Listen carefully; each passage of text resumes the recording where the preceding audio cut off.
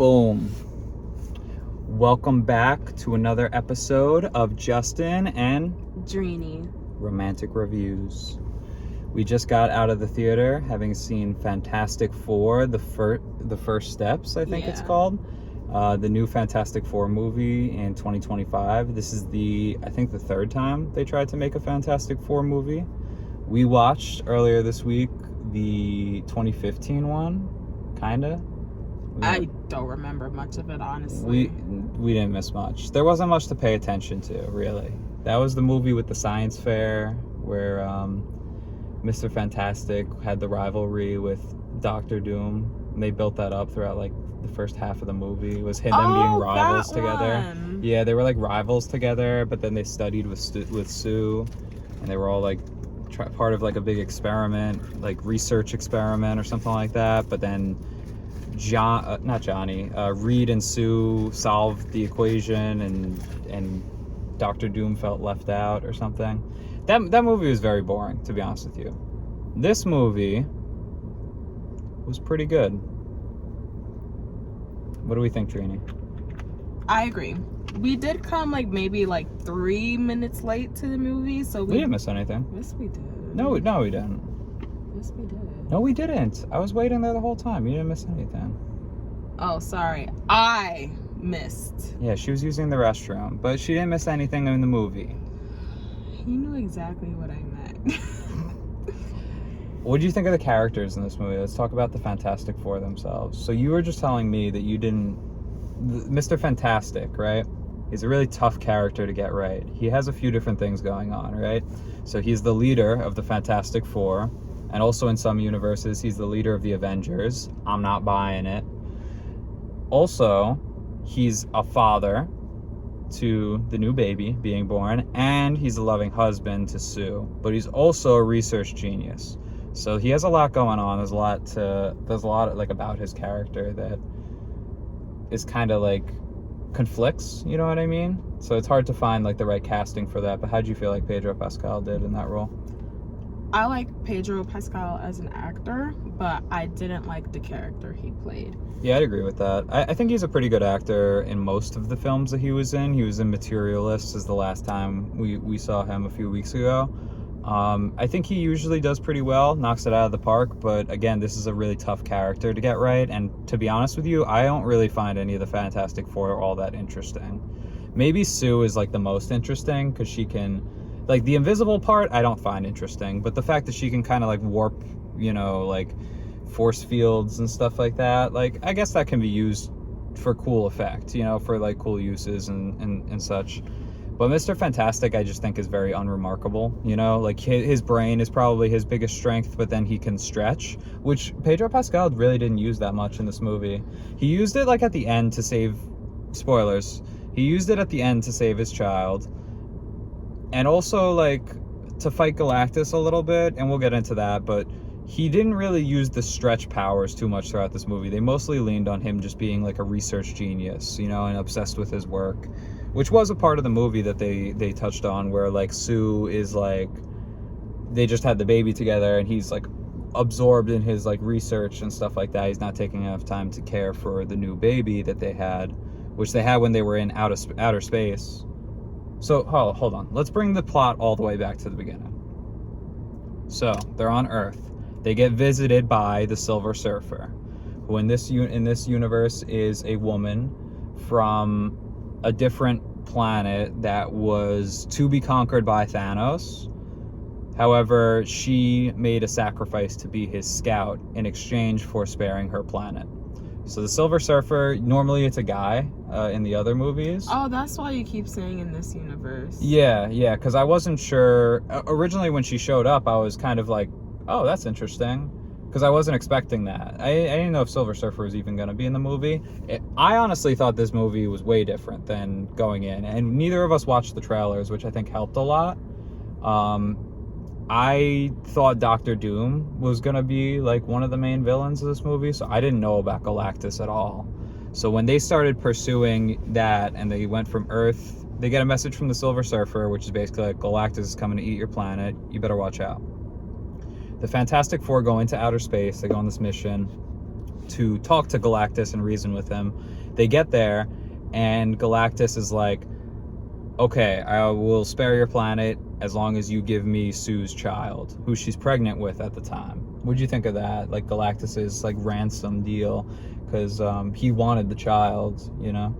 Well, he didn't want the child for no reason. Apparently, that child is like basically him, like another cosmic being.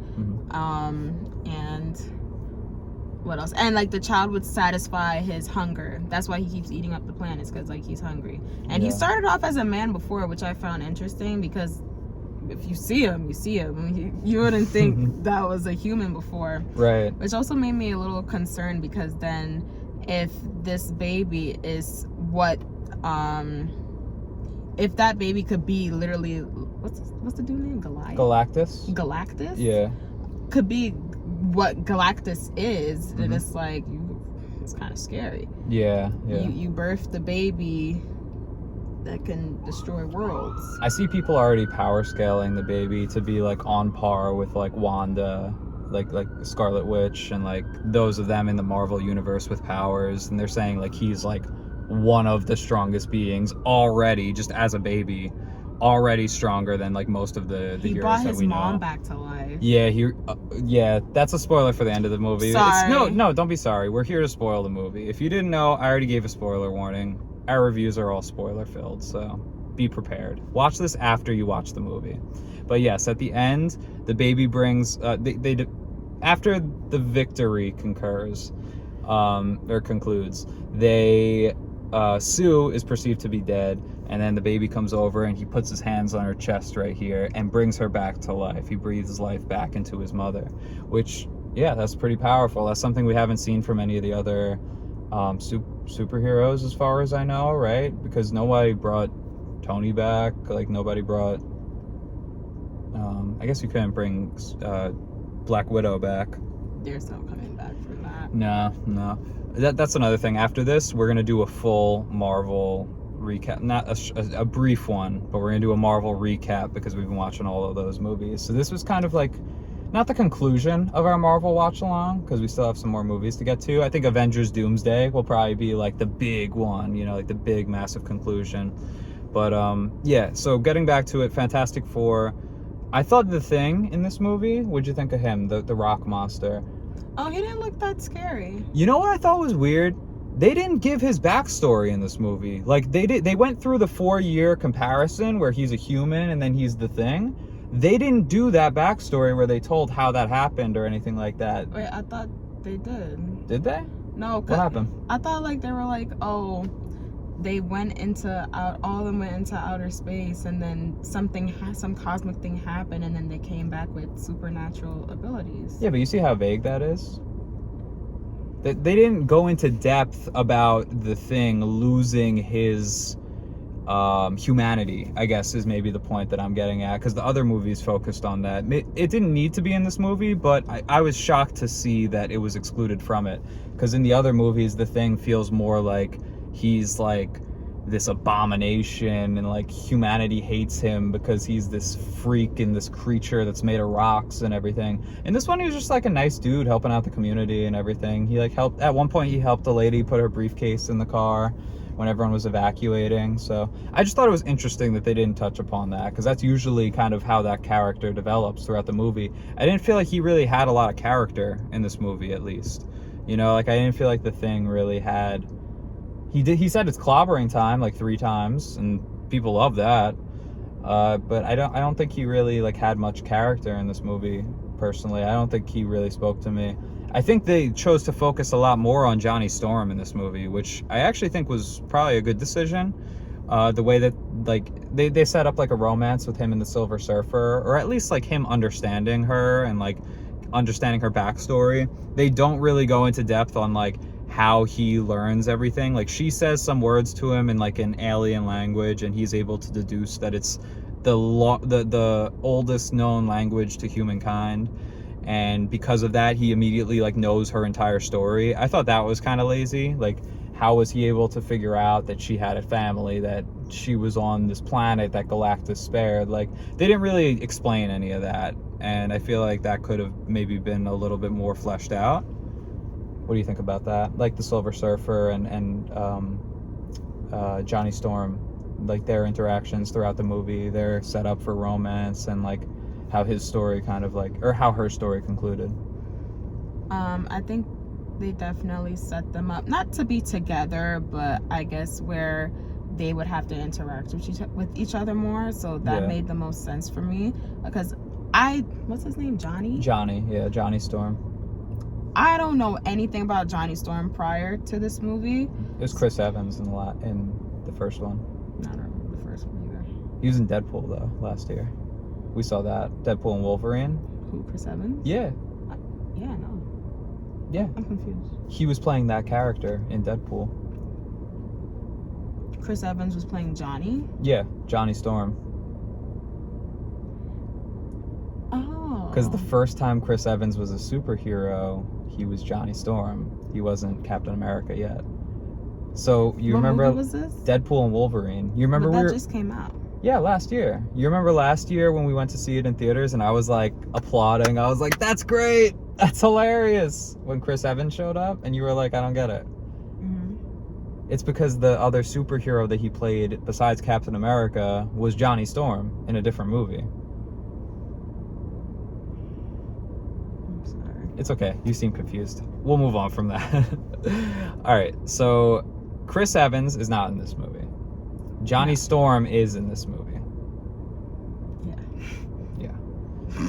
So I also, about the Silver Surfer, she had a really awesome scene, two awesome shots. One where she was in like the lava that was in Galactus's domain, and it was like the lava was like forming a wave like this, like barreling over, and she was like surfing through it as the lava was barreling over her. Thought that was really cool. And then also at the very, like towards the end of the movie,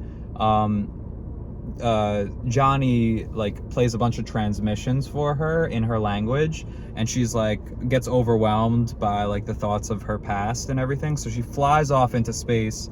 And then there's this shot where she flies above and she's standing on the surfboard and the moon is behind her.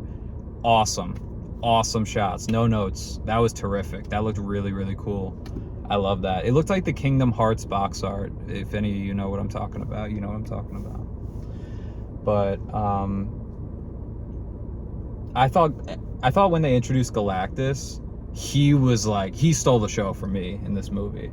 Like, he was commanding, impressive, like obtuse. He was just huge, massive being, and you really got that sense from this movie, like seeing it from kind of the perspective of the Fantastic Four meeting him for the first time, and you look up and you just see his face like emerge from the smoke, knowing that he's this earth devouring, like conquering being, and he just appears through the smoke, and his eyes beam up. I love the noise that it made every time his eyes glowed up. It went like boom. I like that noise. I thought that it was so satisfying every time his eyes lit up. I thought it was really cool. So yeah, Galactus in this movie killed it, crushed the city. He was awesome. What'd you think of Galactus?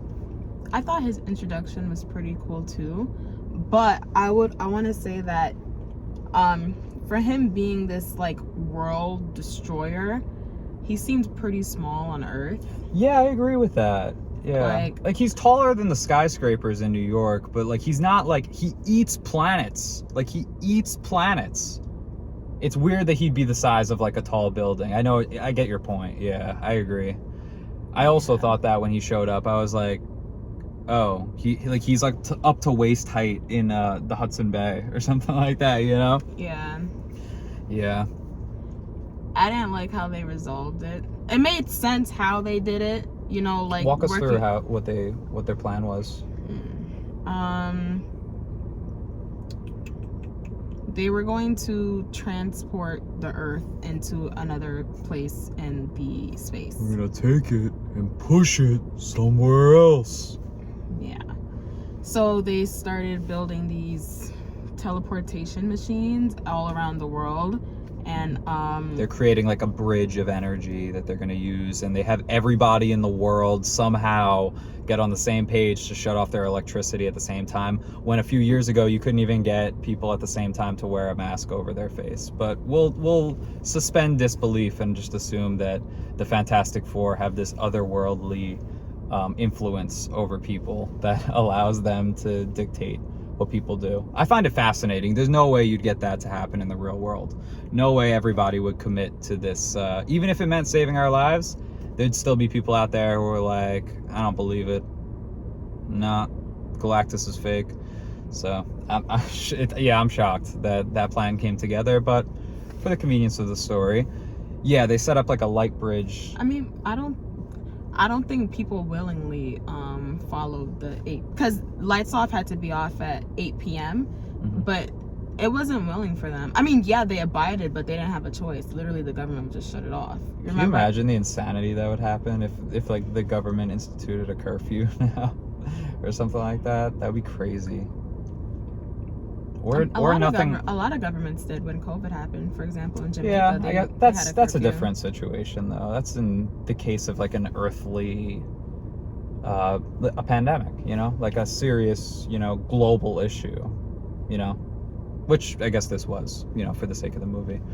But yeah, they want to set up like a bunch of bridges throughout the world that'll transport all this energy, generate all this energy to transport the world somewhere else, or Earth somewhere else, because Reed had this experiment where he was able to transport an egg across a room, but in order to do that, the power that it took to do that took down like all of New York, so he needed like a bigger power surge.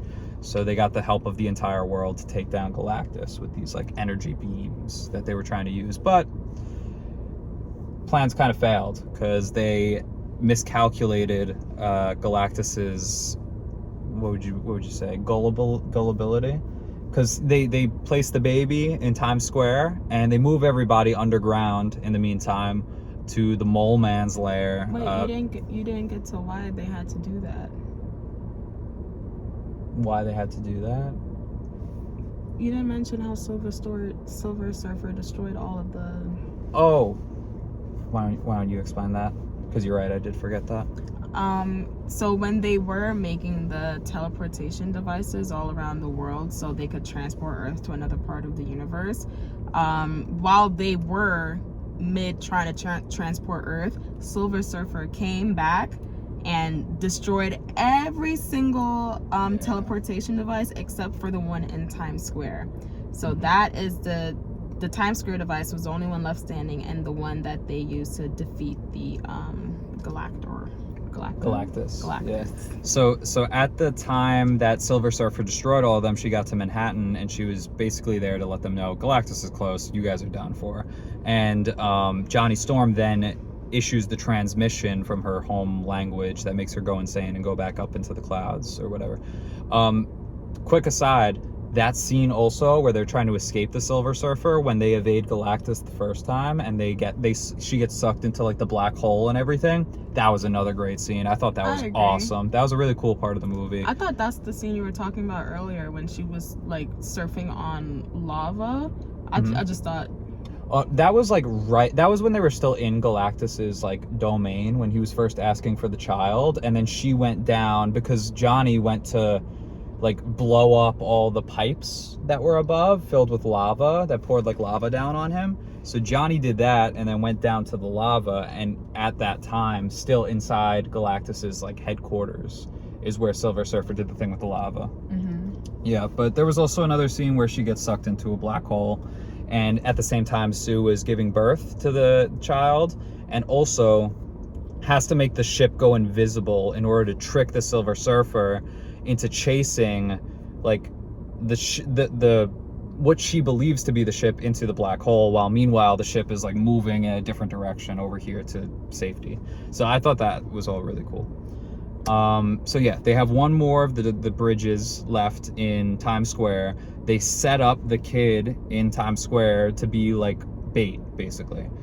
Then when Galactus enters, he's walking over to the child, and then he gets to the power grid, and sorry, what's his name? the Thing throws a oil tank or an oil truck onto Galactus, and then Johnny lights him on fire in his eyes so that he can't really like see that well. They take the baby in the meantime, bring him to the Fantastic Four's like home base headquarters, and switch out the baby carrier with an empty one.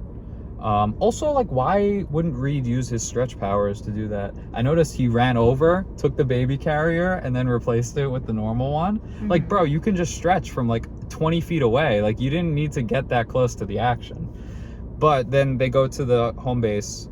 Galactus realizes that the kid is in there, goes over to take the kid because this kid is going to inherit his power, and he will no longer have the hunger for all the planets that he does. And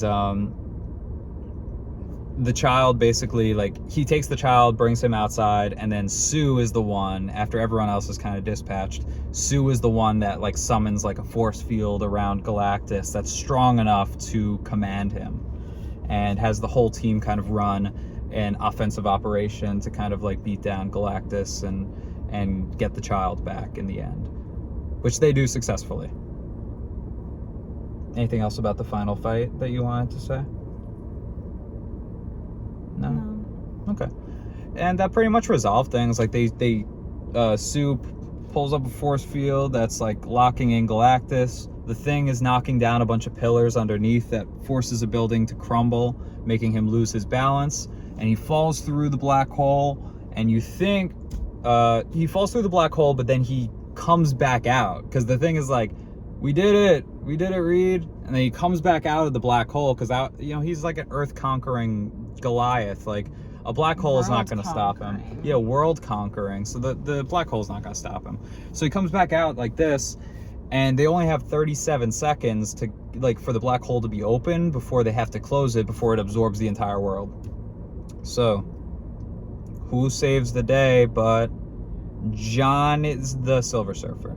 So Johnny goes to save the day by sacrificing himself to knock Galactus into the portal. Instead, the Silver Surfer knocks him out of the way and goes, I got this.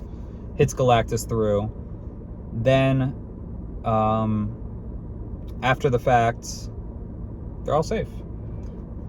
I had a different take on the portal. Yeah. I thought that it was only able to be open for 37 seconds based on how much power they conserved. I didn't think that 37 seconds was the maximum amount of time until the world was you might be correct. It might be like the power that they were allotted to use, because they were transferring something over such a great distance. Like the egg, he just transferred across the room, and it took out the entire power of their building. Yeah, but then when you transfer Galactus, he's the size of, he's supposed to be the size of planets, but he's the size of a skyscraper, and they're sending him across the galaxy to like the furthest reaches of the galaxy. And Reed proposes that he's not going to have a ship, so there's no way he's going to get back, basically. And it seems to have worked. Yeah, seems to have worked. So that was pretty much it for the movie. And then there's two post-credit scenes. One was just like the old Fantastic Four cartoon reanimated with like the new actors, which was fun but not worth staying for the second post-credit scene. But the first one was really cool. So 4 years later, we see Sue, and she's reading a story to their child Franklin. Thank you, I forgot his name. Sue is reading a story to Franklin, and she leaves for a second to like get a different book because the kid's like maturing now, so the kid's like, no, I want the smarter book, I want the better book.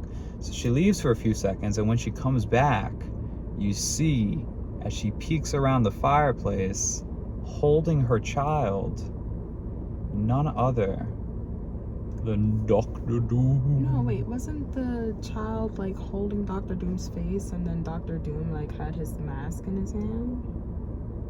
Perhaps. I did see. All right, so it's a bit unclear about.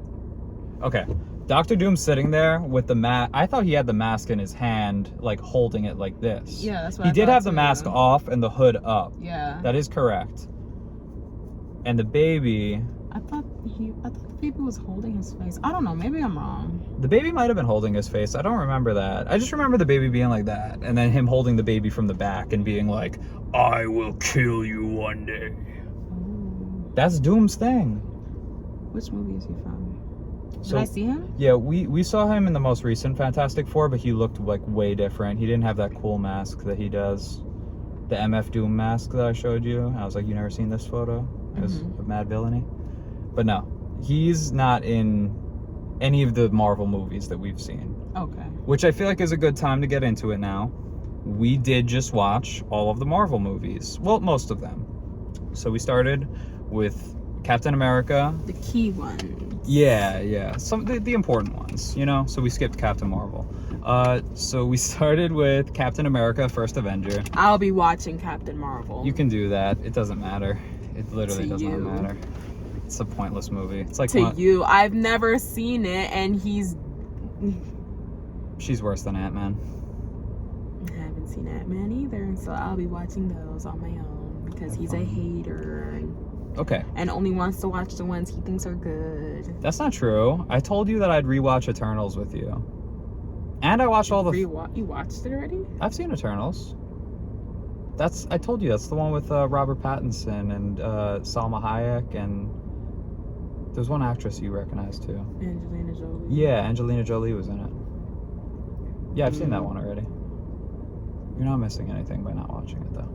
So we watched all the Captain America movies because we went to see Brave New Bird a few months ago during this year. So we started with Captain America First Avenger. We watched all 3 of the Iron Man movies. We watched all 4 of the Avengers movies. The first 3 of the Thor movies. First 2 Guardians of the Galaxies. Doctor Strange. First Black Panther. Spider-Man Homecoming. Spider-Man No Way Home. Spider-Man Far From Home. In fact, we actually also watched the Sam Raimi Spider-Man movies and The Amazing Spider-Man. That's what started this watch-along, is because I picked for the Spider-Man movies to be watched. We still have to watch the Into the Spider-Verse movies, which she is not excited for. There's too many Spider-Man movies. She'll see. After we watch these Spider-Verse movies, you'll feel differently. You'll be like, there needs to be more of these. I think that's what you'll be saying. We'll see. And we watched all the Avengers movies, pretty much everything up until Doctor Strange Multiverse of Madness, which we just watched this past weekend. It would probably be easier to just say what we didn't watch, which is Captain Marvel, all the Ant-Man movies, and I think that's it so far. But yeah, what did you think of the Marvel series up until this point? What were your takeaways from like Endgame, Infinity War, some of the big moments? And what were your 3 favorite movies from the Marvel movies that we've watched so far? I think Marvel has been pretty cool. Like, she hadn't seen any of them before this. Like just I've Black seen Panther, right? Alright. What? No, you said you had seen Black Panther too before we watched like all the movies together. Yes, Which other I've seen superheroes? the first one, the second one, the first Captain America. Oh, the first Avenger you'd seen? If that's the name. The one with Red Skull, right? I don't know. The first Captain America movie. It is. Okay. I'm pretty sure I've seen like half of Infinity War, maybe. You just got spoiled on like everything? Huh? And you just got spoiled on like everything when you watched it? No, I have bad memory, so like I didn't remember any of it. So it was like, Oh, whatever. okay. It was on a cruise ship and it was just brief. Okay. It was like, oh, Infinity War is going on. Let's go see it. Watched half of it and left. So I was basically right and she's guilting me for no reason. I'm not guilting you. She's guilting me. I don't have to watch all of them to know certain things. That's true. Tell us some things that you know. What are your strong opinions about the MCU, about the Marvel Universe? Really putting me on the spot here. Not really. Yes, you are. All right, do you want to think about them while I discuss? Sure. Okay. I think that after rewatching the Marvel Cinematic Universe in most of its entirety, I think that the trend that starts to develop around, like, I'd say it's around Infinity War / Thor Ragnarok, like around that time, is very noticeable. I feel like the movies after that point start to really rely heavily on humor, and like those quippy little jokes and everything like that. I know people have said that in the past, but I definitely noticed it a lot more. Like some of those first few movies are pretty straightforward. They're pretty serious. Like I really, really appreciated on this rewatch, one of the movies that I really liked that I never thought I did previous because I had never seen it before was Captain America: The Winter Soldier. I thought that movie was awesome. It was like an espionage spy thriller movie, and I never really liked Captain America prior to this, but it's probably because I haven't seen that movie. I've seen him in other things, but I always just thought he was like kind of like a Boy Scout kind of character, like goody two shoes. But now after rewatching it with a different lens, like he clearly isn't that. And also in Captain America: Civil War, he's going against the government, like he's purposefully being like, no, I'm against that agreement to make superheroes in line with what SHIELD thinks, which by the way is good because censorship should not be illegal. But what? You said censorship should not be illegal? Wait. Censorship should not be legal. Thank you. Yeah. Fraud. But yeah, Captain America: The Winter Soldier, awesome movie. I thought a lot of the action scenes in that were really cool, and the whole like spy thriller aspect of it was pretty cool. And there wasn't as many like fantastical elements in some of the earlier movies I noticed. Like Guardians of the Galaxy is really where they first start introducing like the stones and the universe, at large and everything. I think it's cool, that they trended in that direction where they started introducing other elements, because obviously like there's only so much you can do really before you start introducing like aliens and Thanos, for that matter. So I thought that the trend for the whole like series of movies leading up to Endgame and Infinity War was like super satisfying, but I'm not breaking any new ground by saying that. I just thought it was a really well told like series of stories that kind of like converged on one central movie at the end. You getting a phone call?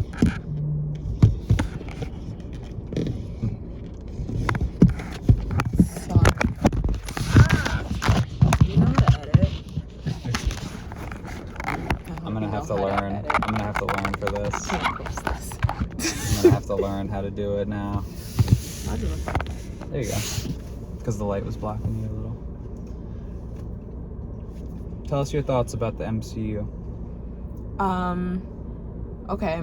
So I like that it definitely told a story, and that you'd have to watch previous movies. You can't like just watch it in any order, else like you'll be missing key details, which is exactly why we watched the entire MCU, because we first started off with Spider-Man, and when we started one of the Spider-Mans, I forgot which one, I was confused and I was going to be spoiled on some stuff, so then that's when we decided to watch the MCU in its entirety. But Far From Home starts with the fallout of the snap. So that's what she got spoiled on a little bit, and that's why we were like, okay, let's start the Marvel movies all over. So we started Far From Home, and then everybody's like disappearing into smoke, and she's like, what is this about? Yeah. You liked Far From Home. I did. Yeah, we watched that one this weekend. Dreeny liked how much romance was in it. Yeah. I feel like romance is a key thing that I need in movies, only because it just keeps the world hopeful. And plus also, when I watch movies with a ton of like male leads, it just gets a little boring to me. Yeah, that's fair to say. But my favorite movies from the MCU, did I say MCU universe? at one point? I feel like I did. That didn't make any sense. I don't think you did. But if you did, it's okay. Well, my favorite movies from the MCU would be Avengers Endgame and Infinity War. And then also Doctor Strange. Which one? And The first one or Multiverse of Madness? both were cool. Okay. And the Thor movies. And I say the Thor movies as well because I grew up with like Greek gods. I didn't grow up with them literally, but I grew up like Aphrodite reading them. coming over saying what's up. Hermes, what's up, bro? Oh, you looking fast today? You go for your jog? All right. Yeah. You got Zeus right here.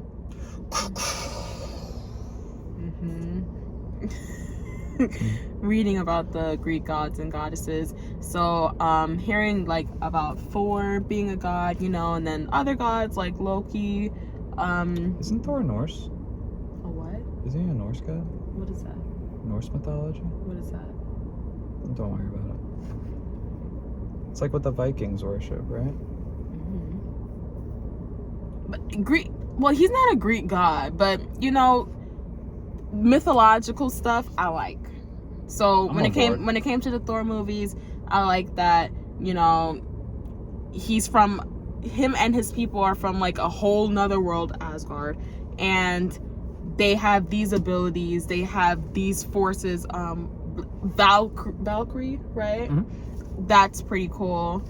So that's why I liked the Thor movies as well. Do I remember them? No, but I remember the feeling I got watching them. Aw, and that's all that really matters, right? I guess. Not really. Because I need to remember them, but I just can't tell you specific details as to what happens. Yeah, the Avengers Endgame and Infinity War, I think, really pay off a lot of the story really well. I actually hate the first half of Avengers Endgame. I think it's really, like, stupid, convoluted, and boring. How's the first half?